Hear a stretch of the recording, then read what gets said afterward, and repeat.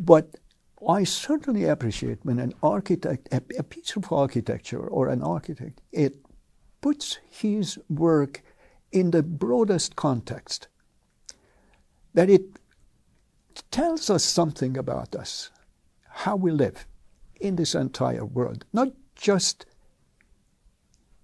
in Kyoto or in Khajuraho or London, but who we are, what we are doing here. And architecture has the capacity and maybe even the responsibility, duty, if done well, to exactly just that.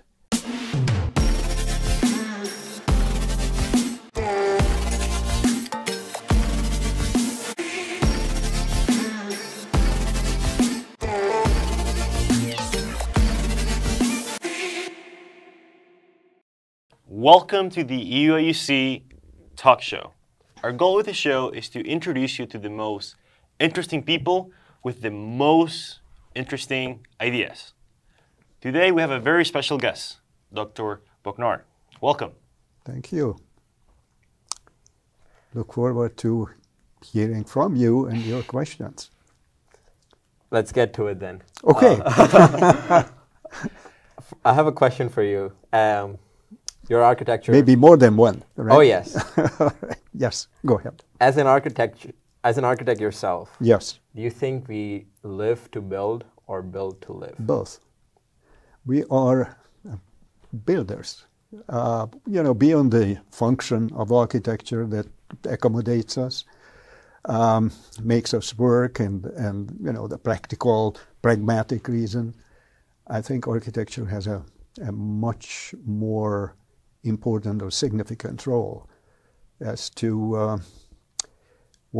as we builders, we shape not just the environment, but by extension ourselves. We recognize ourselves, cultures, our own culture or perhaps other cultures, by way of that environment or world what we build. And a piece of architecture or the urban environment is a reflection of how we think about the world and ourselves in it. And so that's one of the main points what I want to deliver to the students, so that we are not just doing structures and materials, but there are some, you might say, transcendental or many other aspects, the experiential role of architecture, which makes our life perhaps happier or easier, and not just in the pragmatic sense, but way beyond that. You said something very interesting, is that architecture becomes an extension of the architect of yourself, and which becomes a reflection of how we think about the world. Sure. So, yes. What does the way of building today, what does the architecture of today tell us about how we see the world? Well, we can go, of course, to many places in the world, and the cultures provide us with a variety of architectural cultures. I mean, if you go, I'm particularly well-versed, should I say, in Japanese architecture, which I have been pursuing almost 50 years by now. But I am very interested in many other cultures. I come from Europe, and of course there are many different ones.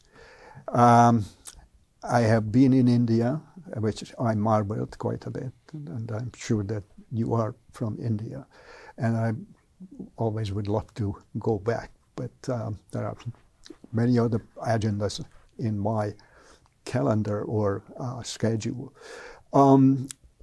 Today, well, we could speak each culture as having a particular architecture, but then our age, starting perhaps in the mid-80s, the information revolution, the digitalization of everything, and the globalization.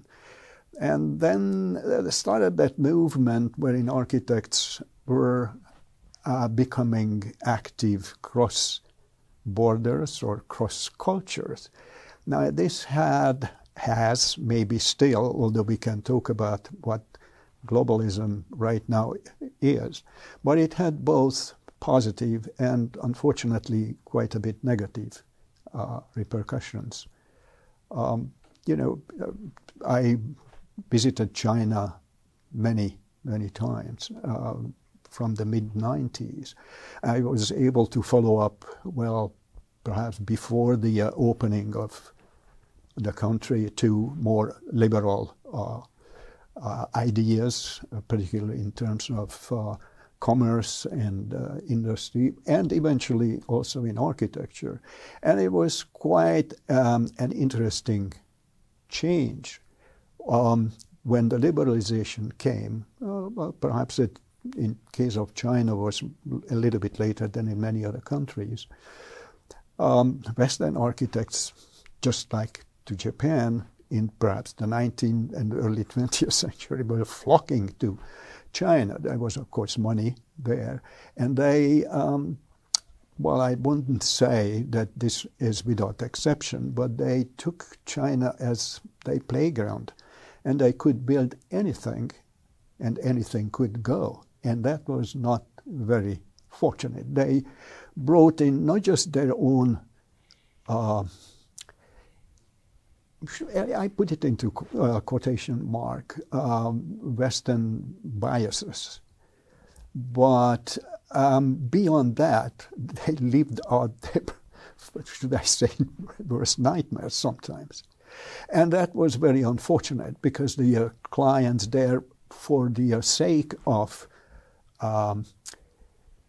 spectacle, they were going for anything in this competition and so on. Now, for example, in China, just remaining within that example, a new generation of Chinese architects are, well, taking over, and one of them was a graduate of this school, and I would really safely say, lucky to be on the thesis review of his.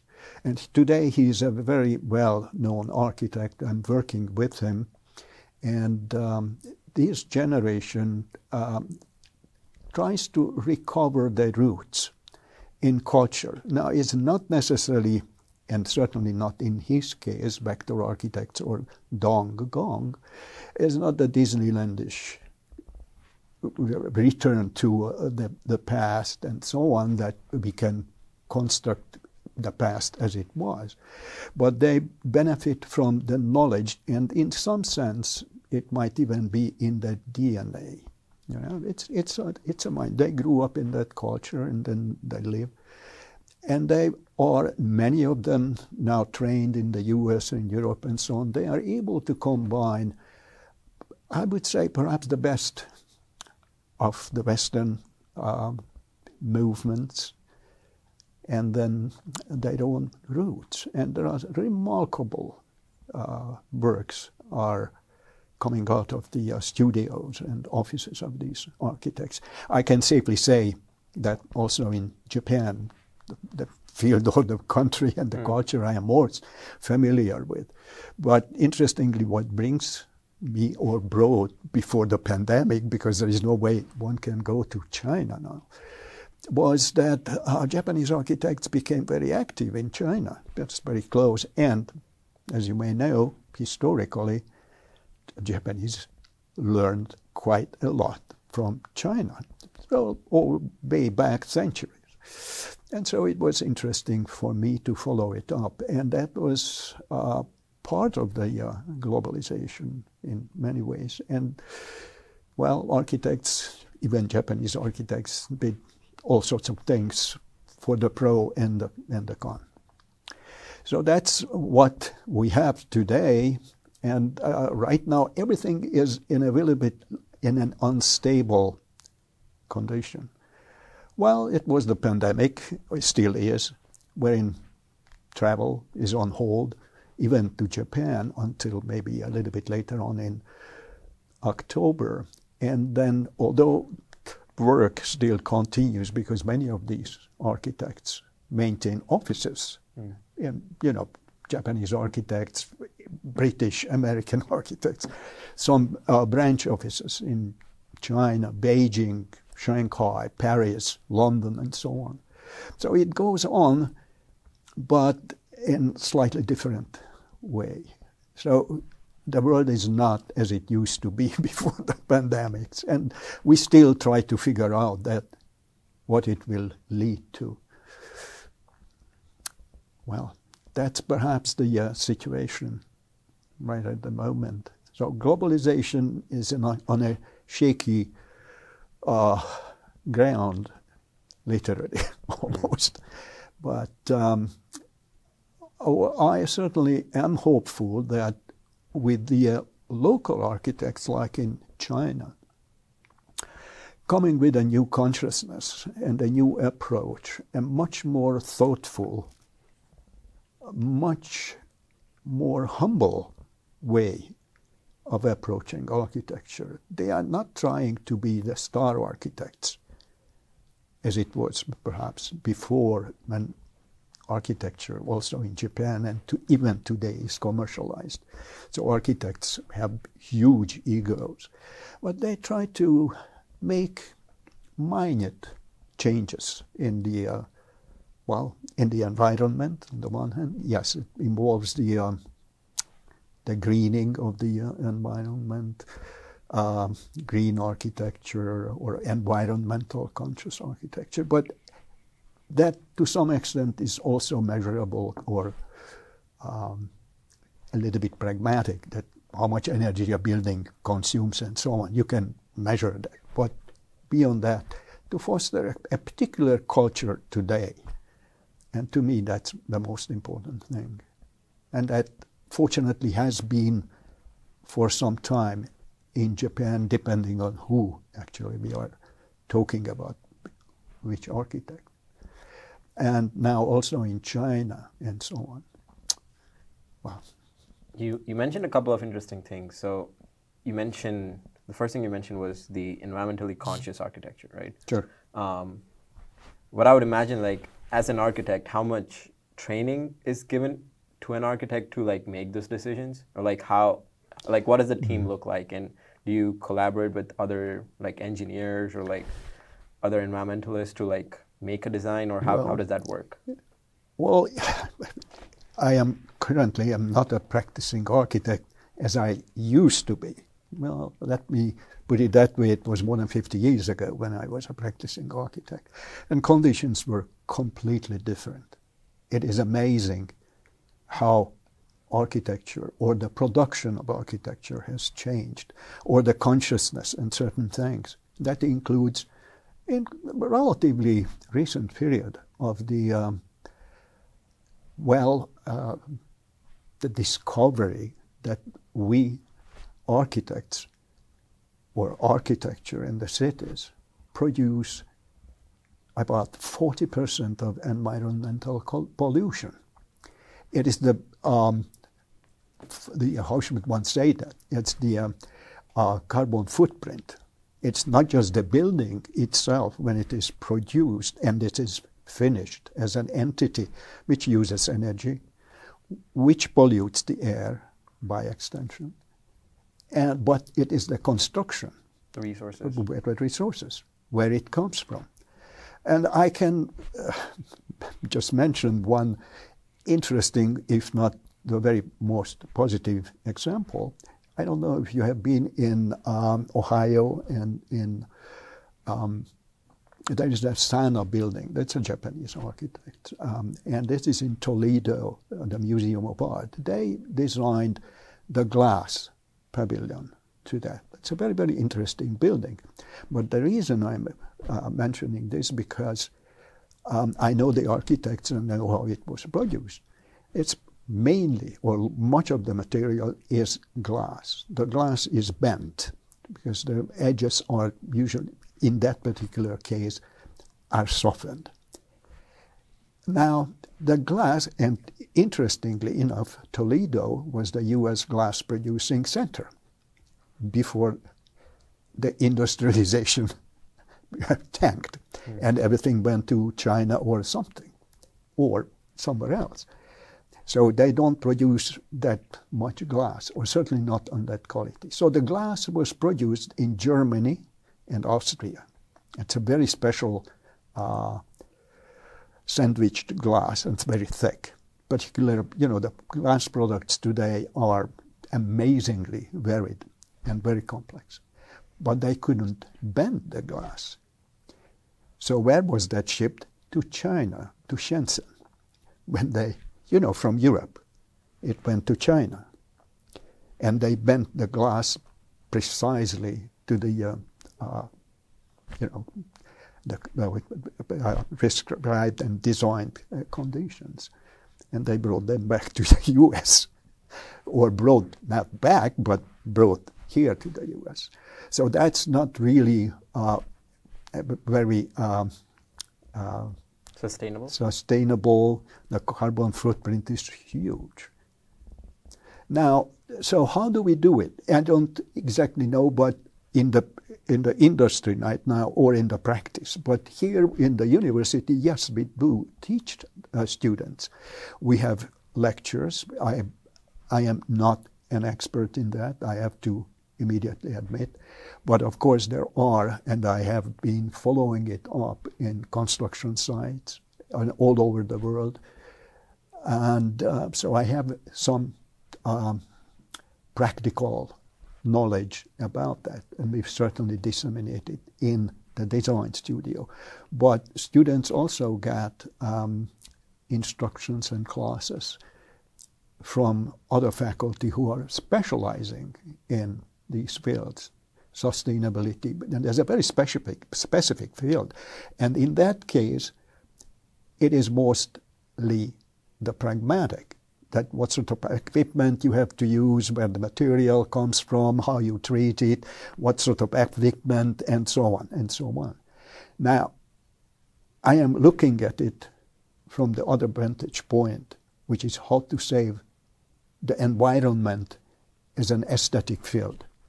If a building is built in the natural environment, how to protect that environment as an aesthetic or experience.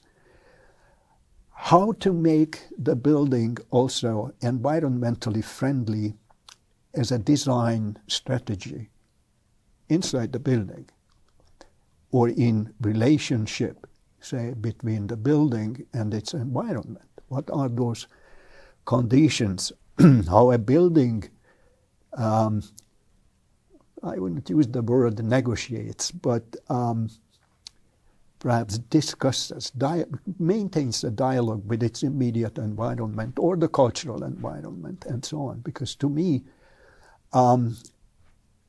sustainable environment is also important, that a building or the building culture does not lose its capacity to forward something which is the creative core of a particular culture.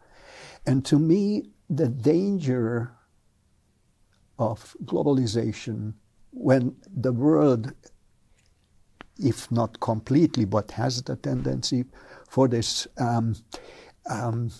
uniformity. Right. And there used to be, when architects built all around and the high-rise buildings were exactly the same, and you didn't know whether you were in Dubai or in London or in Miami or something. And to me, it is a rather disconcerting tendency. Now, how this will pan out, after the pandemic and everything comes back to some kind of normalcy, it remains to be seen. But quite clearly, the world is changing rapidly, and most likely it will not be the one what we had before the pandemic, or as we look around the world today, is all in turmoil. So that's where we are. Are you optimistic about it? Architects known to be optimistic. We always build for the future. By definition, it's never there what we are handling. We are imagining the future. Sometimes it goes in some cultures, like in China, where in the acceleration of architecture in this past decade was enormous. I know it. They had to do it right away. Everything went lightning speed. But I have to be optimistic. Some of these buildings are built, for the future, maybe 5 years, 10 years, and so on. And of course, we can always ask the question that, what is the lifetime of a building? Now, it is caught in between a number of things. Maybe this goes beyond your question, but it's a very interesting issue in architecture. And what determines the lifetime of a building? Well, on the one hand, we would love to see a building last. And when we were there and designing, we always thought that our building, we never knew. We just simply assumed that the building would last and it would way outlive us. That was the conception, or even in the subconscious. And if you look back to the history of architecture, we have pieces of buildings and architecture which survived the centuries, maybe even the millennia. But today we have technology, and a building, not even a large high-rise building, is run by computers. And everything else is based on the current state of technology. And as you know how technology works, if you have, which I did at some point, had a computer, and it was a few years old, and had some problem, and went to the IT person, and he asked, how old your computer? He said, well, maybe about 3-4 years old, get a new one. That was the answer. So that's what it is. Now, quite obviously, this is not as dramatic in architecture as perhaps your computer or your cell phone, what you are prompted to buy every year. But there is another issue, and particularly in the highly accelerated environments, which are economic, and China was maybe, I don't know if it is still there, I think they are slowing. It is the competition. It is the commercialization of architecture. Now, in Japan, in the 1980s, that was what we call, and we experienced that here in the US as well, the bubble economy. And it was just incredible what went on. The lifetime of a building at that time, the stock in Tokyo, for example, 17.5 years. Now, that included everything. There were some statistics which could tell us that a department store's lifetime, expected lifetime, was 50 years, a hospital much less. And so they were demolishing them and building new ones.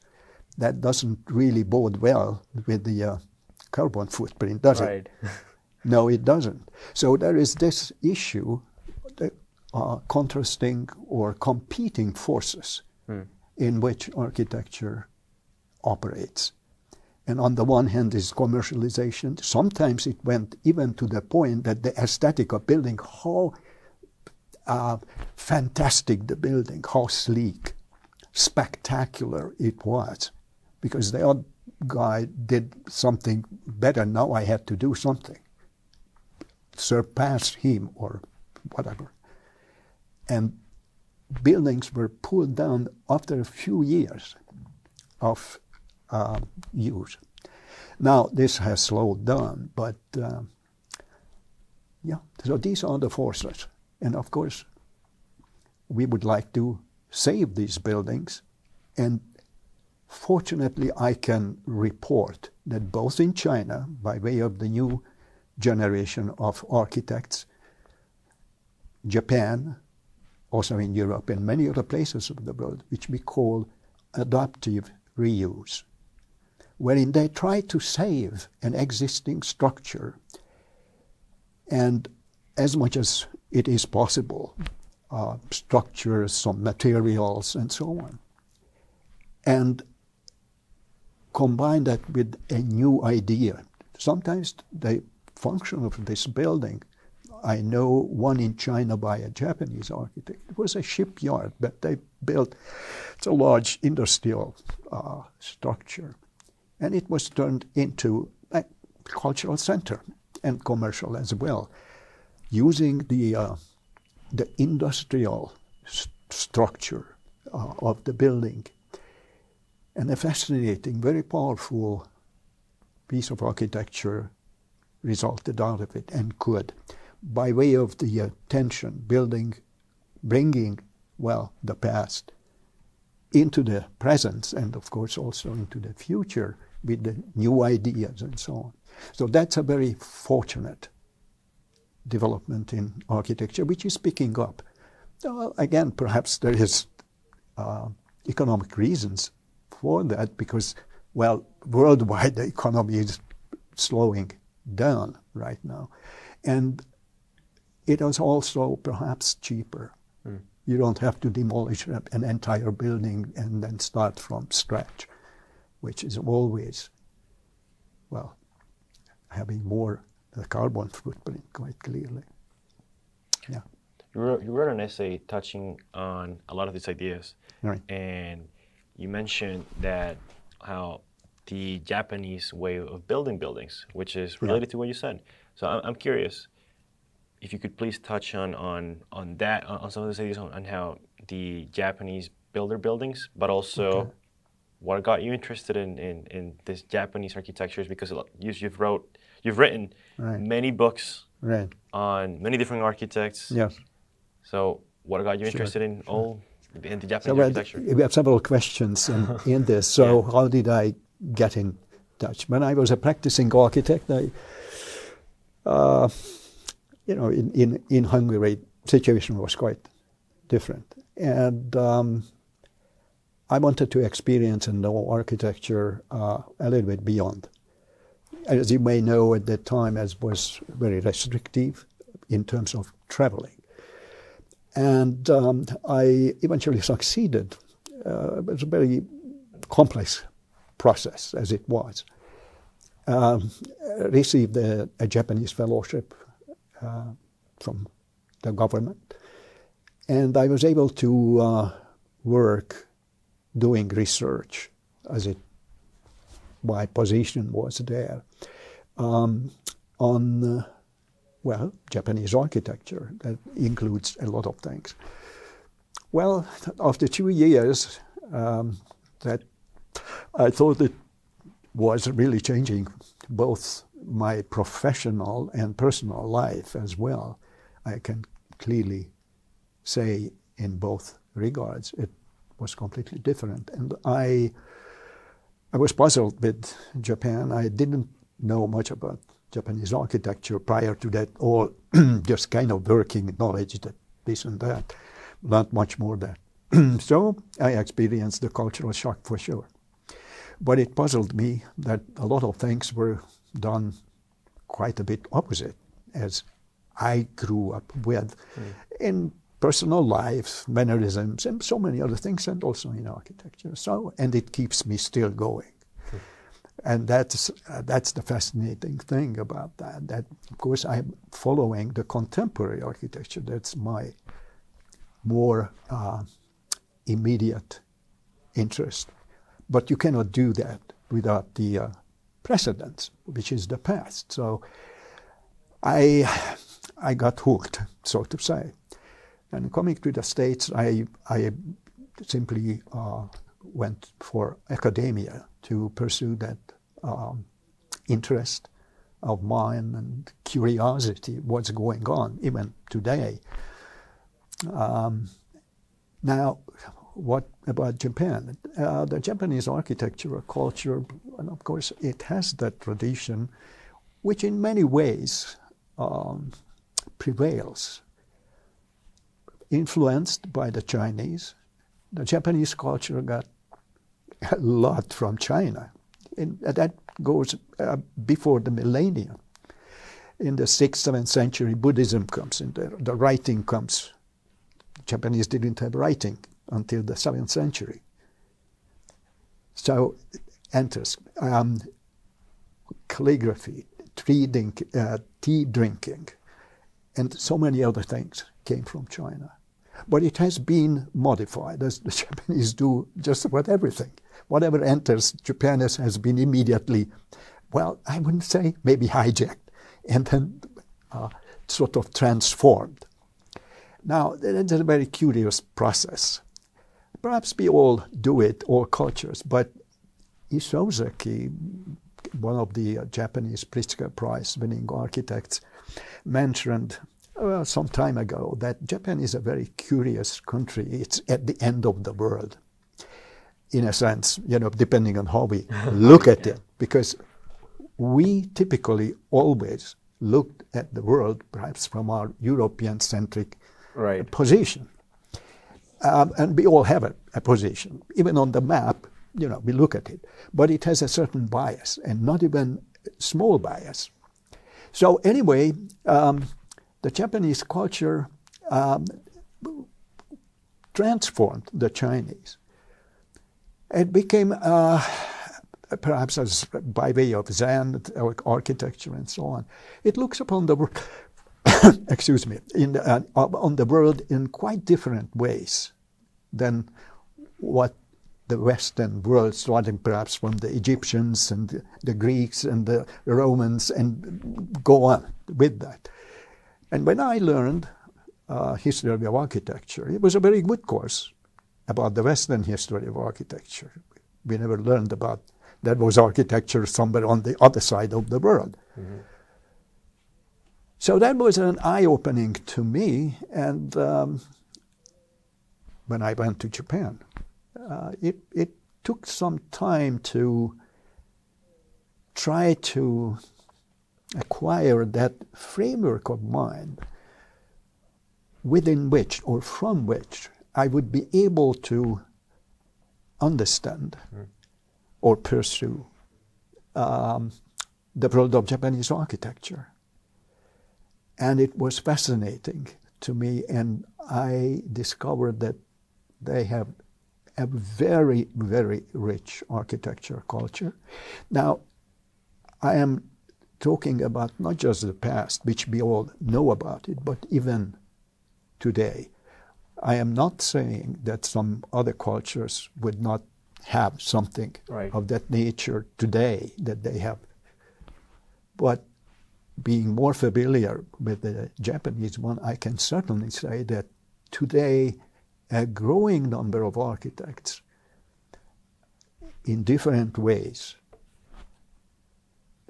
really pursue an architectural culture which is on the one hand Japanese, identifiably Japanese, certainly to me, and at the same time environmentally, not just culturally, but environmentally friendly. And what I am very interested in particularly is that the human experience of architecture. What does that give us?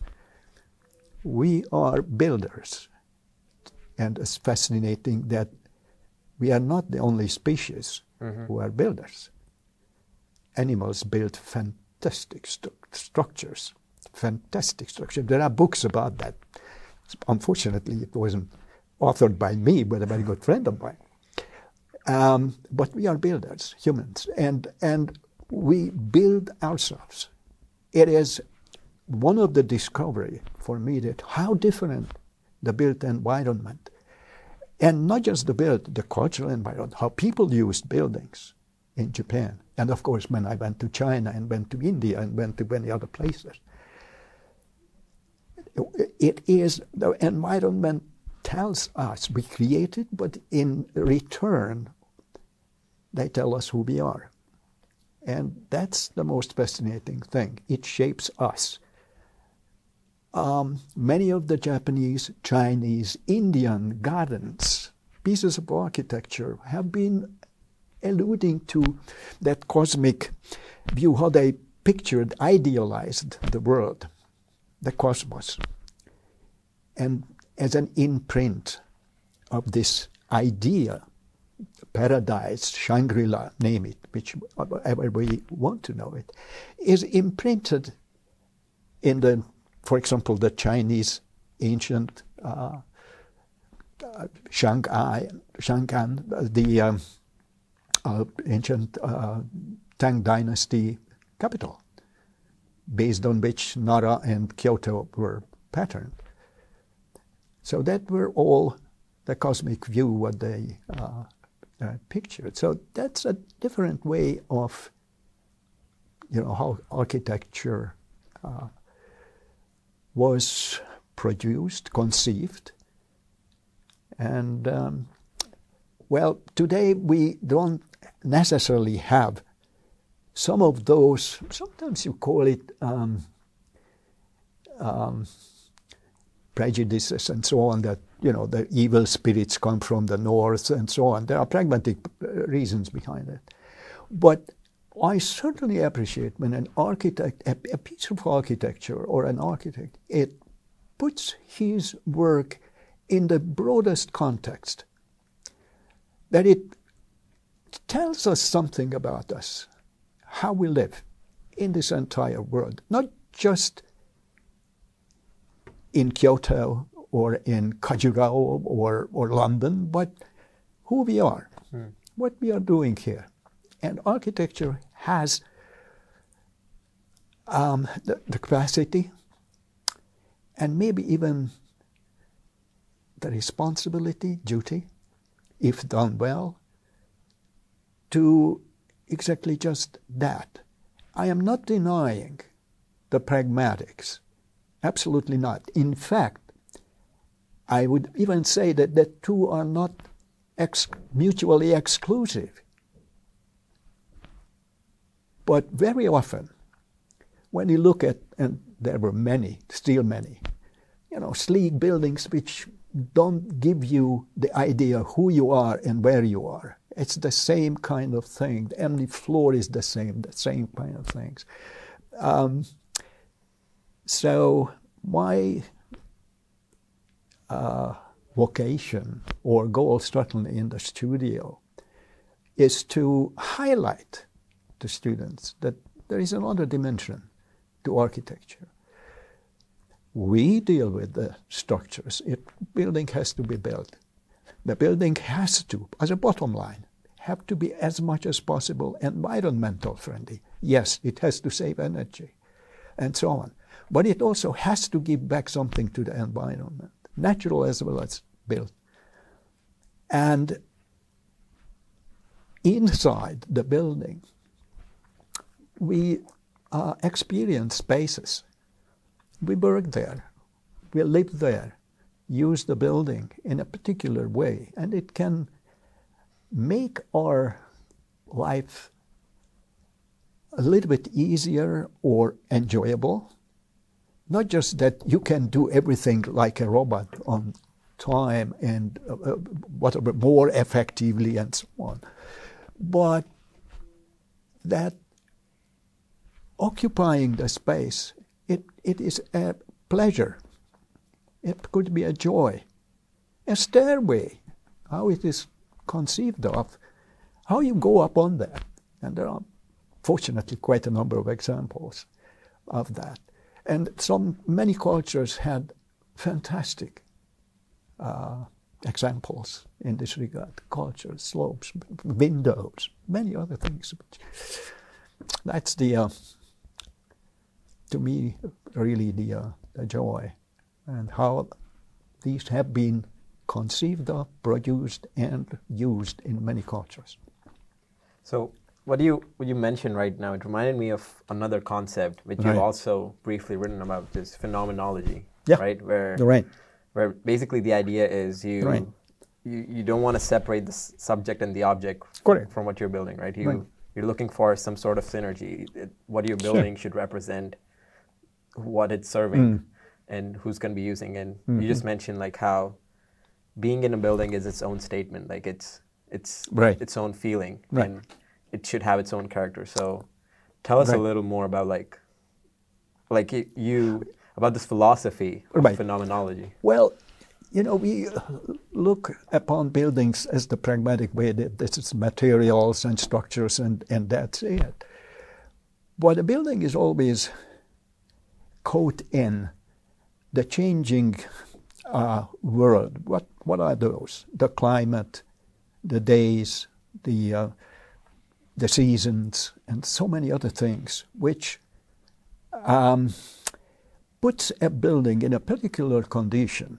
And how these changing conditions, the phenomena, the natural phenomena, natural light, the sun comes out and building has openings toward that. The wind, the rain.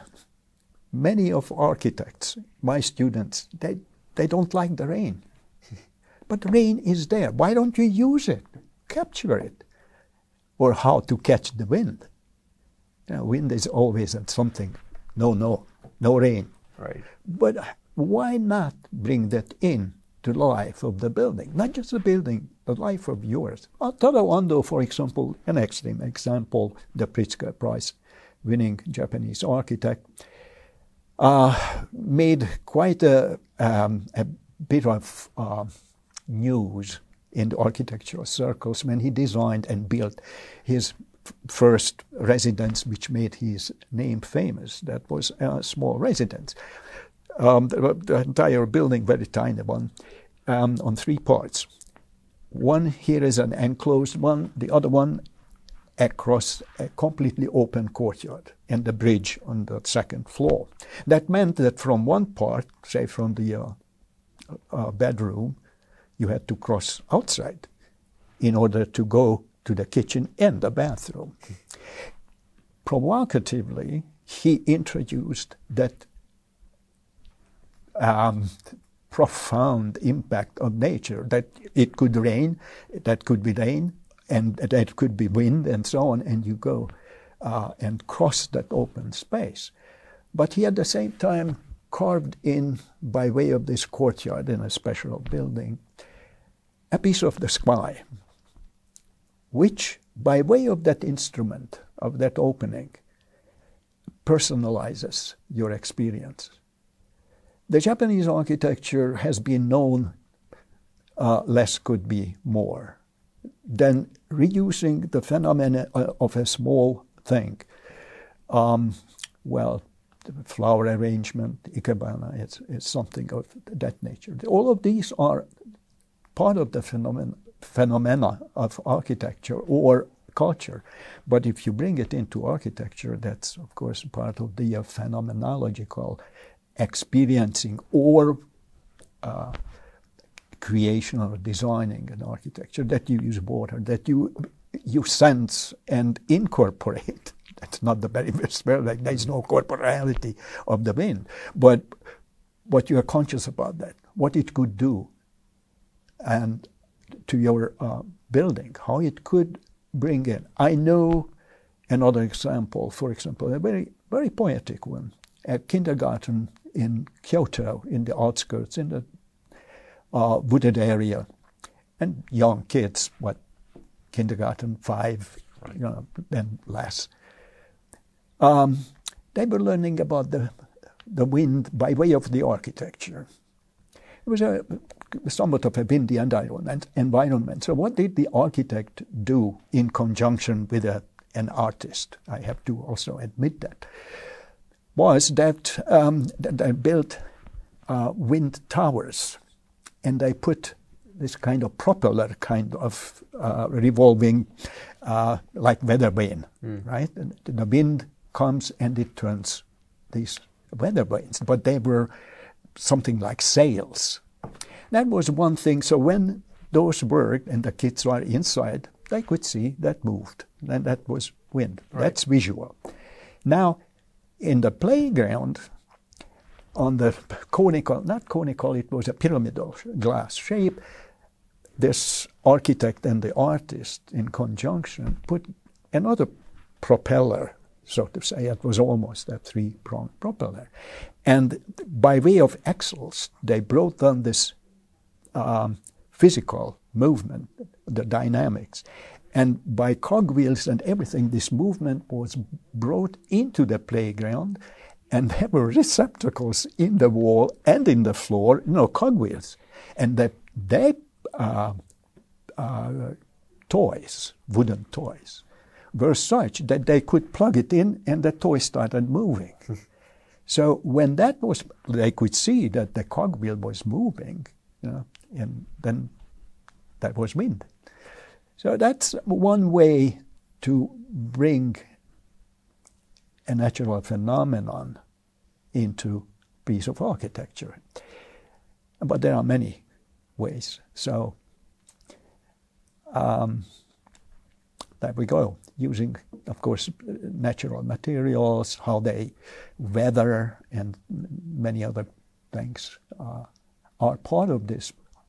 Basically, that's how we humans experience and how rich this environment, what we can get out of it. So that's, in a nutshell, what interests me, among many others. And that falls within this category of phenomenology of architecture. Yeah. What do you make of a city such as Las Vegas, for instance, that was deeply affected, perhaps negatively, by globalization? Which you go there, it's a place of imitation, where no one thinks for themselves, everyone's just copying other places. What do you make of a city like that? I am not tremendously, I'm an older generation, but maybe not alone. Even in the younger ones, I'm not particularly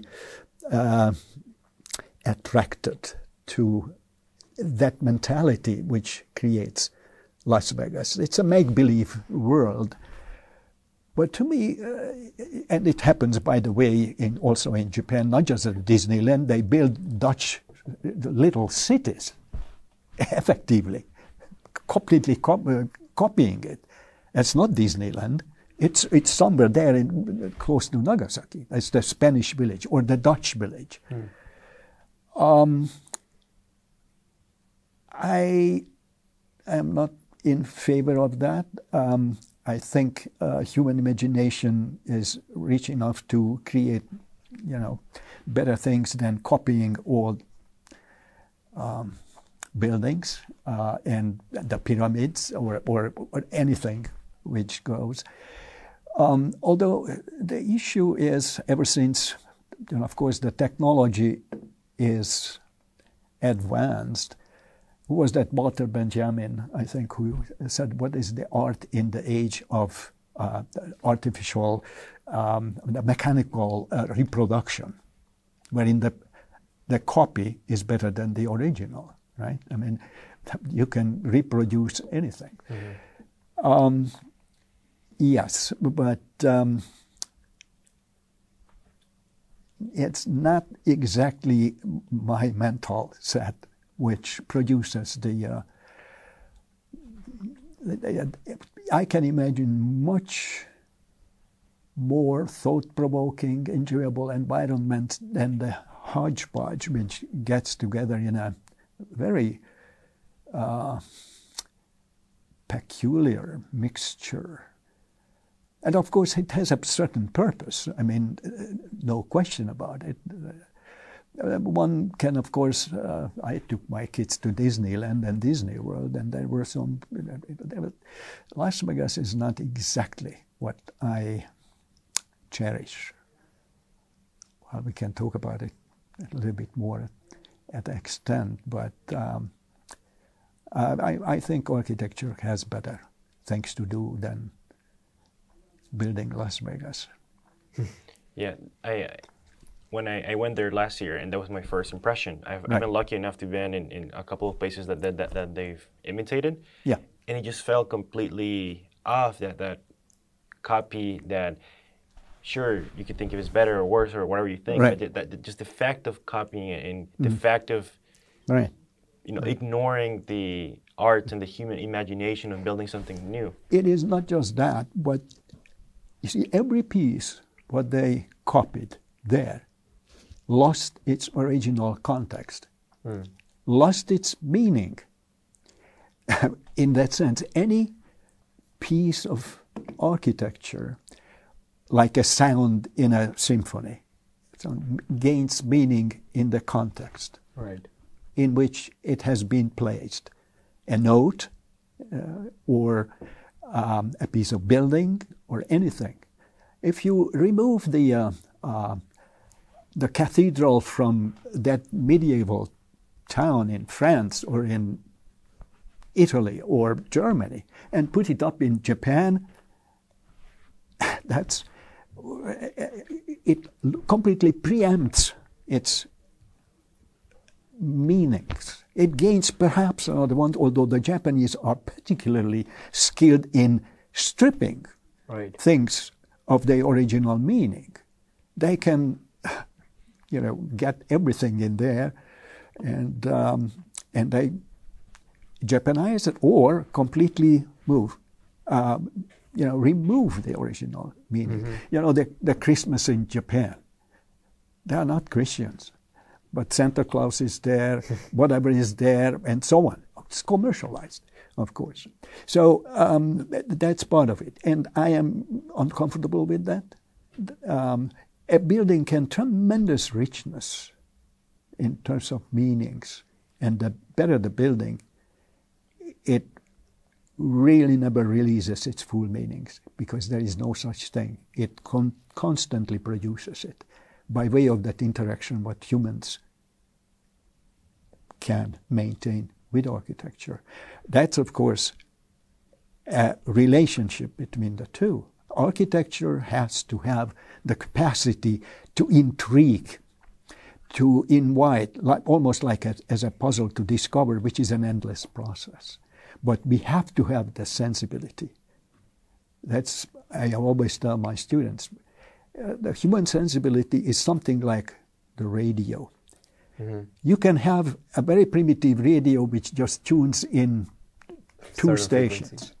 Then you can have a very sensitive ones which can bring you the whole world. It is that sensitivity, and we can cultivate it. And architecture could be an agent in that process, which makes human life richer. You become a little bit more, nurture more or deeper sensibilities. I know it sometimes sounds idealistic when in the world of technology, when everything is looked upon by way of the fast-moving technology, which I don't deny, and it has tremendous advantages. I marvel at this new telescope, which is up in the, I don't even know how many thousands, hundreds of thousands of miles there and bringing in the world, right? But I tend to think that, as we discussed before, there is more to it than just that. And so that goes back to the phenomenology, who we are, what we are, and so many other things, but we try to find our place in the world. And that's why we build. That's why we design, that's why we build gardens. You tend your backyard garden, and that is your ideal world, how you picture that. You can have a home, which is not an easy thing to do.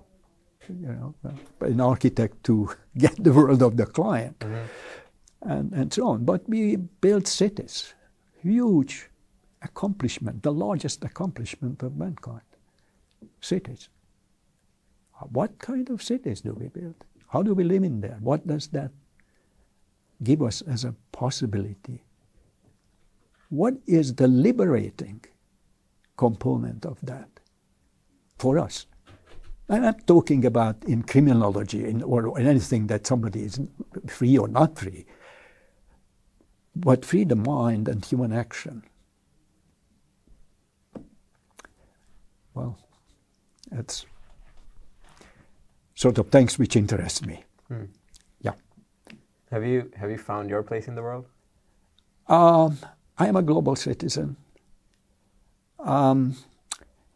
Interesting as it is, I go back as a visitor to Hungary. I feel, of course, at home. I was 29 when I left Hungary. Lived in Japan for about 10 years and so on. I'm very, very comfortable there. Now, of course, I have been living here for 40, how many years? And but I travel. I'm very, very interested in the world, in the architecture, what they do in cultures, how people do, how they build, and why they build that way as they do. And that's fascinating. And of course, I try to bring it back to what I do, of course, and meaning that I write and then I teach, which I enjoy very much. That's what it is. That's the most important thing, right? Because the question, the why, like why do people build this way? Like that's what gets you going. Like that's what makes you seek these answers, explore these countries. Exactly. I go very often to construction sites, and of course I have an opportunity to talk to on the architect's representative or the office representative when they are in charge of the construction, and some of the builders and so on. And it's very interesting what they have to say, although quite often when, looking at some of these large buildings, the equipment and technology is the same as in New York when you build a high-rise building, so on. There are certain basics which you cannot disregard. And so on. Although I have to admit that when I was in India, I was really surprised, that was quite long ago, that the scaffolding was of bamboo. And fantastic. And ever since, of course, I have been in Asia very often, and I learned that bamboo is one of the strongest materials. Also, is when it's built together as a panel or as a wall, beautiful surface and hardest material. But the bamboo was also, and it worked very well. So that's one way. And of course, I looked at that time that how they were bringing material to the site and so many other things. Very interesting. Also in China. Yeah, those are not necessarily the highest technology, but how these builders, the local craftsmen or builders, do. What is their mindset? How they do it, and why they do it in a particular way. Of course, they keep in touch with the architect who supervises the work. And but it's very interesting. Also in China, where right now I'm writing a book on this particular previous student of ours, and makes it very difficult because I cannot go to China. So a lot of things are on hold there too. So I had to negotiate with the publisher that hold it because we are waiting until things calm down all around, and I would be able, or they would be able to resume, some kind of they do, but it's again different. Has there been any books or philosophers or people that influence this way that you see? Oh, there are quite a number. Juhani Palasma, who is a Finnish architect, now he's retired, an academician, and I invited him to be a visiting distinguished Plim professor. Then Kengo Kuma in Japan, Kenneth Frampton in the Columbia University is quite an interesting, but there are a number of those who, both in philosophy and in architectural theory or history, who have been active in this area.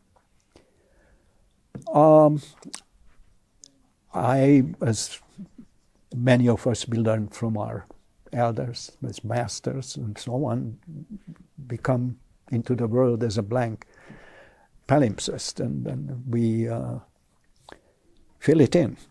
And who we are is all what we gather, what we absorb, everything, what we are talking about.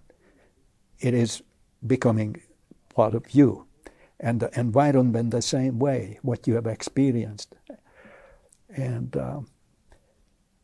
yeah, I always cherish talking to people, and there's a colleague of mine who has retired, and it was very much along the same line, and we discussed a number of things. It was always a joy. Yes, it goes beyond the strictly defined, whatever way you want to define architecture as a discipline. So I always tell, or even write about it, I also teach beyond architecture. But to me, the boundaries of architecture is an ambiguous notion or boundary, because I believe architecture is in touch with just about everything what we do and how we do.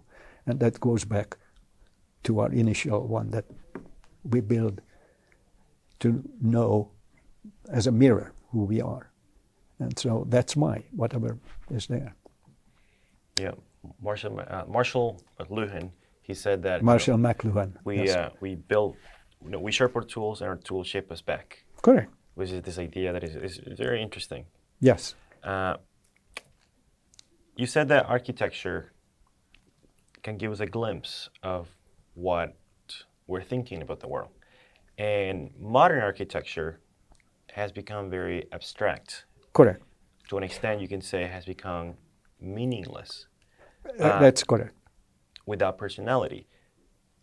What does that tell us about what we think about the question of meaning, as we see that a lot of young people, they seem to not have meaning, they seem to be struggling with existential questions. Correct.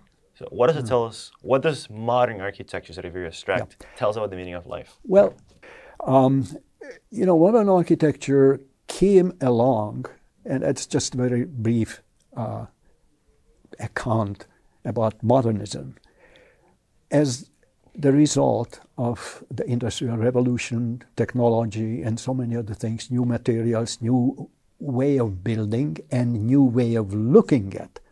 Le Corbusier and all of these pioneers had been fantastic, rediscovering in the world. Their architecture was very rich. But unfortunately, particularly after the Second World War, and what happened to modernism became perhaps the standard after that. Prior to that, it was a pioneering and almost avant-garde movement. And I know very clearly that because of the political, in fact, military or chauvinistic, government in Japan, modernism was really, as an international movement, was prohibited or not really favored or forwarded. Now, after the Second World War, when countries, Japan, Europe, not the US, experienced tremendous destruction. These countries continents were in ruins, Japan included, the A-bomb and so on. There was a need to rebuild, and fast, because there were millions of people without any shelter. And now comes modernism, the new technology, the fast building, and the mass production. And then it eventually caught up, and then the office buildings and the impersonal, without personality. And eventually the alienation and so on, and they lost the meaning. The meaning of anything is an in-between byproduct of a relationship, what I maintain with my environment, with you, or with the table, or whatever, how you use it. What is that? I don't necessarily subscribe to that the meaning can be like many architects think that, I will design this building this way because this is the meaning, and then the users will have to have the same meaning. It's never like that. You don't have to, you don't need to, and cannot expect that the user, the person who occupies your space, will get the same meaning. It shouldn't. It's a tour de force. The building should be designed in a way that somebody who encounters it would have the multiplicity, would bring into his own perception and decipher it, discover it. And that's that interaction. As long as the building invites me to discover it, and it's not just the use of the building, but what am I in this building? That reaches the building, reaches the experience, reaches the meaning. But that's the interrelationship which should exist. Now, when modernism degenerated, both in terms of theory or ideology, that was also related to the passing of the industrial age, certainly in these countries where in industrial revolution was there, because right now we are living in an information society, but it's not the industrial technology. So it lost its meaning and raison d'etre, and people couldn't simply interact, or it was uninteresting for them. They have seen it before. Yeah, this is the same kind of thing. Loses its interest and, in a sense, meaning. That was modernism, and then now, unfortunately, commercialization has another negative effect on architecture, when it is the spectacle, which is empty.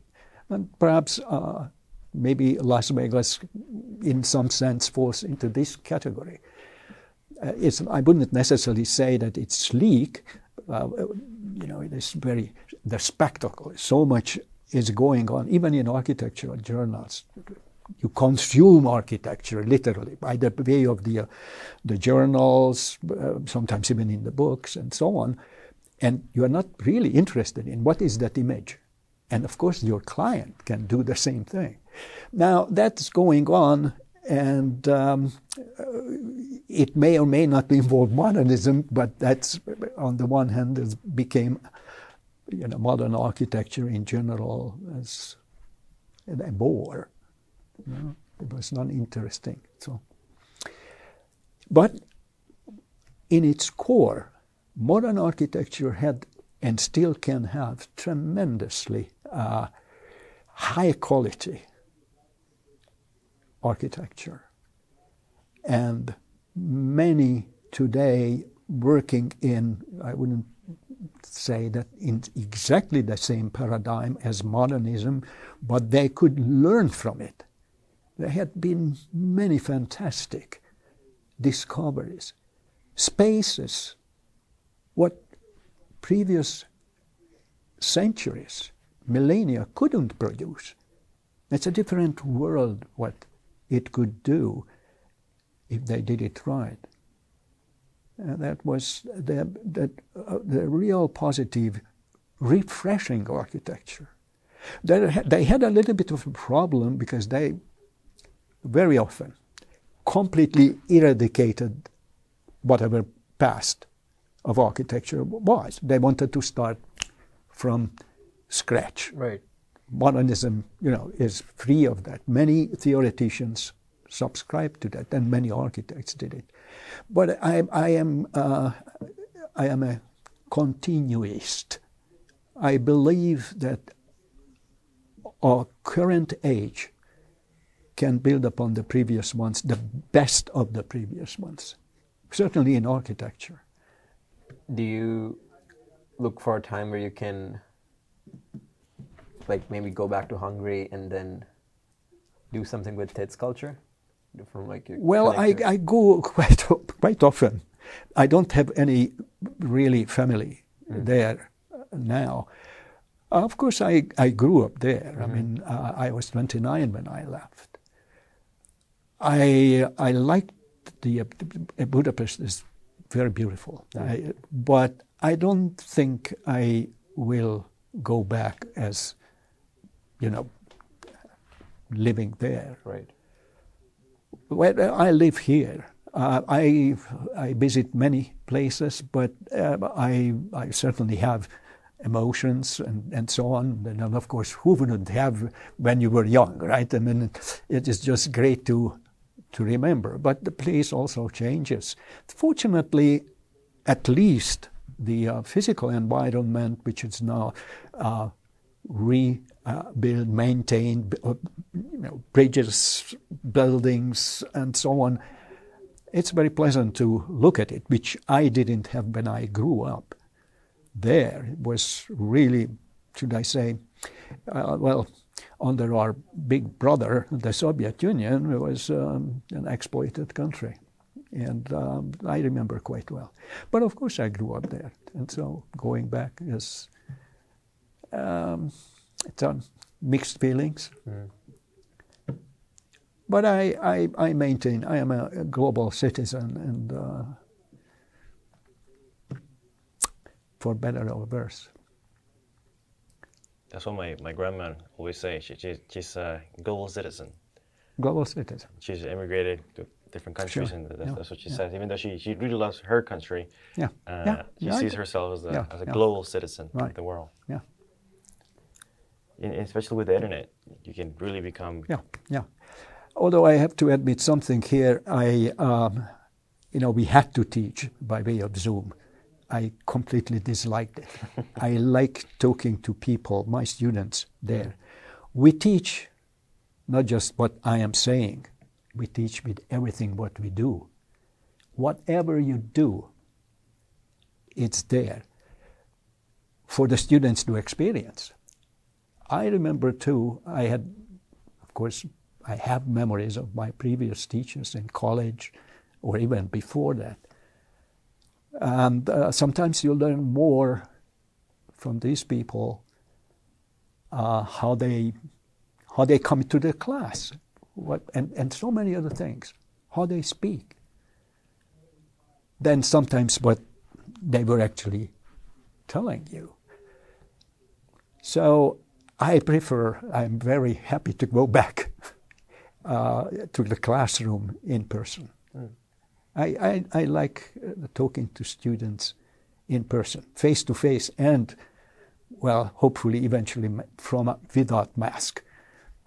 When I was on Zoom, some of my students, we have the studio class, was from 1 to 5, or it was previously. But they were in China, and the others were in Europe. They were all up at different times of the time zone relative to us. But very often they're looking at the laptop computer, they're looking at it, and I could see them just from their nose up. I had no idea who they were. Never met them. And to me, is a loss. It is a loss to the students, I believe, and it's a loss to me. I grow when I talk to my students. That academic environment is what should be wherein we as people, we grow. We shape and chisel our minds and personalities.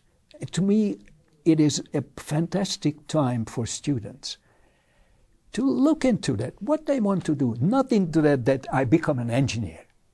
What kind of person they want to be as an engineer. So to me, that's why the personal contact is very important. That's why we started this, because there are some things that can only be learned through conversation. And I believe so. Speaking with people like you, we can learn not only things that we didn't know, but also what kind of people, like what is the contribution that I want to have in the future as a person of the world, as a global citizen, and as a person who wants to do great things in a unique way. Right. Exactly.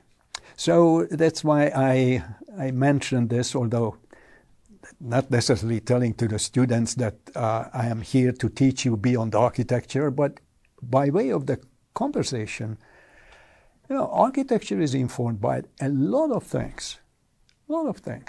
Your imagination, your previous experiences, yes, what you have learned about structures, and so many other things. And you synthesize or bring this together, filtered through your own personality, on your own outlook on the world.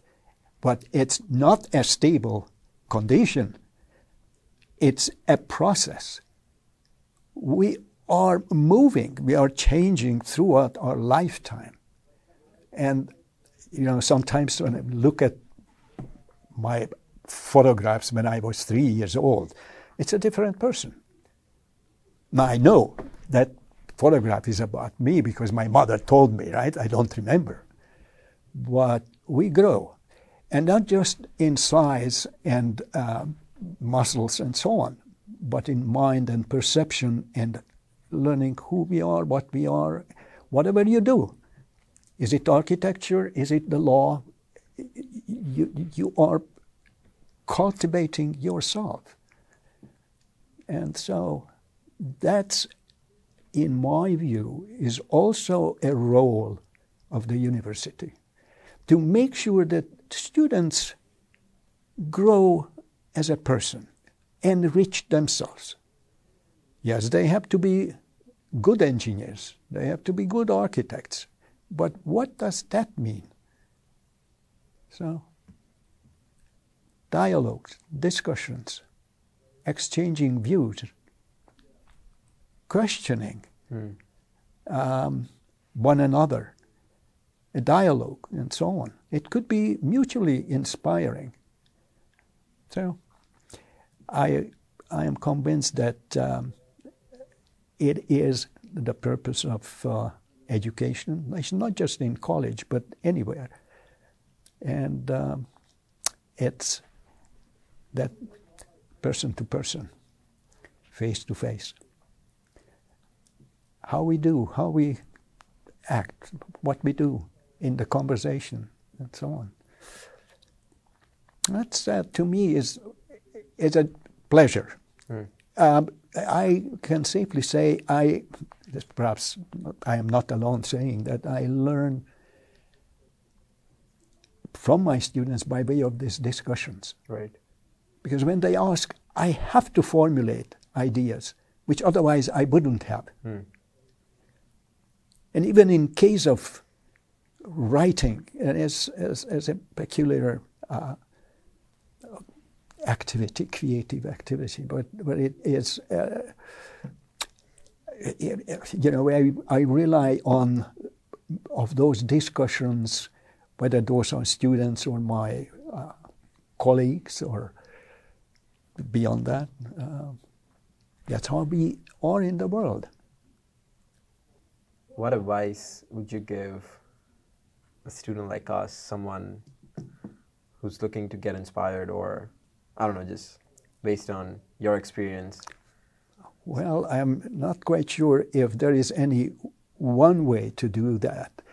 But if you maintain your curiosity, and you should, curiosity, then you are fine. Because you will be interested in knowing and enriching yourself. You're curious about doing this or that. You can find people.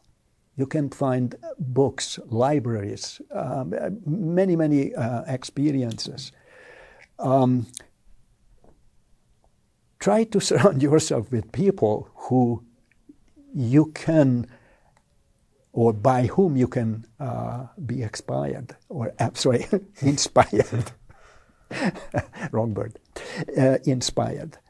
And to me it's always a short-sightedness when there is the jealousy and, you know, hiring process and so on, and hiring somebody who is, you know, less well-versed in a particular field. I always wanted to have somebody who is better than I am, because I could learn and look up to. And fortunately, some of these people who I mentioned to you are such who I can really look up to, even though they are about my age. But I don't know. So that's maintaining some curiosity, that you are interested. If you lose that, you are not interested in whatever might be, or what you could, by way of which you can enrich yourself. That's already, how would one say that, a departure from this world. But I'm using here big words, but yeah. In a way, the world became too rational, lost all meaning. And if you like to get all meaning, you should be all curious to get all meaning. Well, no, you don't get all the meanings. That's because if, yeah, meaning is, we already touched upon that. It is a byproduct of our actions. But it's the same thing that architecture or the built world tells us who we are, but we are building it. You know, there's a mutual interaction between the two. And in between, there is this range or palette, a world of meanings, which unfold continuously, or should be. You always can discover. They go back to buildings, and they are, I used to call them, there are favorites of mine, like your friends. You go back to them, and you sort of interrogate them, and you get something else. And it's curious because, of course, your previous experience is already coloring your next experience. So there's the layer after layer, you get something out. But I think good buildings, good architecture, good cities never exhaust themselves, giving out all meanings. It should be that rich that it's inexhaustible. Modernism, unfortunately, ran into a dead end in that regard, deteriorated into it, but not because of the initial ideas, but because of several other conditions. We have a section called, to be ending here, we have a section called overrated or underrated. So we give you a topic or a statement, and you say underrated or overrated. You ready? Okay. I'm not quite sure if I fully understand it, but yeah. Go ahead. So we're going to start with buildings on campus. So the first one, the Illini Union, underrated or overrated? Illini Union? I like the building. I tell you, it's not a modern building, but it's a finely crafted building. Many of our guests, including myself, when I first went into this lobby, the wooden panels and everything, very accommodating. Now, there were quite a number of additions to that. The courtyards were covered up and so on. I don't know if it is overrated or underrated. I like the building. I don't think I would overrate it, but I think it is a very fine piece of architecture, and some spaces in there. When you go into the hotel, many guests complain about this and that, but it's more service than something else, I believe. I like the new architecture building, that TBH, which is there. It's a cheap building. It was 10 million at that time, twice 10 million. You can see everything, but it's a nice space there. Anyway, that's at least in a short answer to the Illini Union. The Siebel Center for Design, underrated or overrated? This one? The newest building. Yeah. I haven't seen it yet, so I will have to. I am surprised at this space here as I am entering. It is a pleasant one, but I want to take my time. I go back to things from outside. I have to get back to it, but it's light and it gives you a comfortable feeling. I love ramps, things and so on. But I will get back to you after a certain time when I have been able to spend, well, more time in this building. Foellinger, the auditorium. Foellinger Auditorium. That one and the main quad. Yeah. Oh, I think it is a tremendous space, and also inside it's of course patterned after the Pantheon in Rome. That's the dome and so on. All of these domes, many of them were patterned after that. it was quite some time ago when I was there inside, and it was an impressive experience for me. Every time I walk on the quad, I just have to stop and just look at it. And I like just stopping, just taking my time and just looking, even drawing. The quad is also nice. The quad is also nice, yeah. The Krannert Center for Performing Arts. Well, that's where I'm heading. In a short time, in fact, I will still have to pick up my wife. But I like that as an institution is less prominent and it has very good features. I like this outside amphitheater which looks down on the west, and then our architect designing the chemistry building or biochemistry building with this opening through and the access to the quad immediately, so there is this connection through the building. And of course the Foellinger Great Hall, where it is fantastic acoustically and so on. It's a remarkable space, and occasionally you have remarkable performances there. Frank Lloyd Wright. Great architect. Not in the latter part, I am not quite sure if I'd undersign every of his buildings, but he had fantastic pieces. The Prairie School in Chicago, then in Los Angeles, also in Japan, not that many, but 2, 3 buildings. If you just go to the Foellinger Auditorium house, or even the Dana house in Springfield, was really an architect's architect. You may not know this one, but Howard Rourke. Sorry, could you come again? Howard Rourke. It's from a book, but I don't know. How do you spell it? Howard? Howard, and then Rourke. Rourke. Like R-O-R-K. I don't think I know. Where does it ring a bell? No, I don't. Yeah, it's from a book, but it's a book about architecture. Right. But it's fun. Okay. And then the last one here, I'm not sure how to pronounce it, but Kengo Kuma. Kuma. Yeah. I really underrated. I'm not saying this. I have known him since 1999. I might even say that he's a junior of mine, but he's a friend. We do a lot of things together, and my son is partner in his office, so that's one thing. Well, of course, he is partner in there because I knew Kuma much earlier, and my son, who is also an architect, my other son, and then he has been there now as a partner.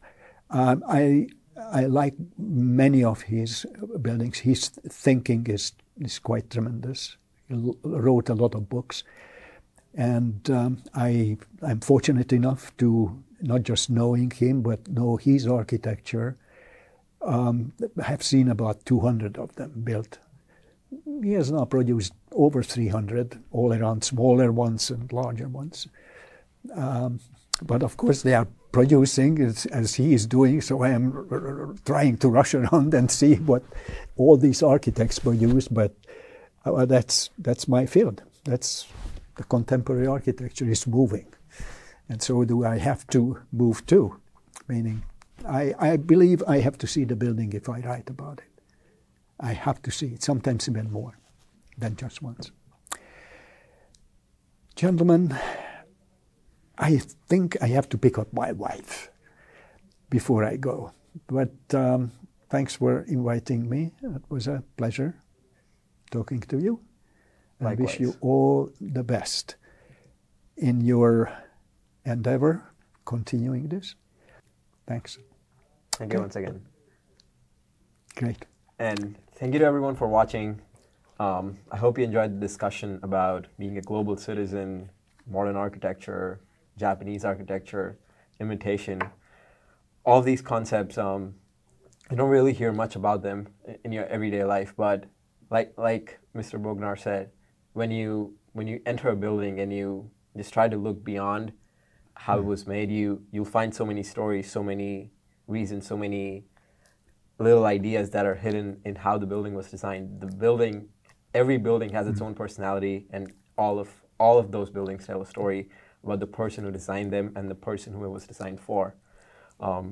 Certainly I am, like, the next time I enter any building, I'm going to like try to think more about why some of the things were designed the way they were. Does it serve any purpose? What feature would this serve? And I think it's just a very good learning opportunity too.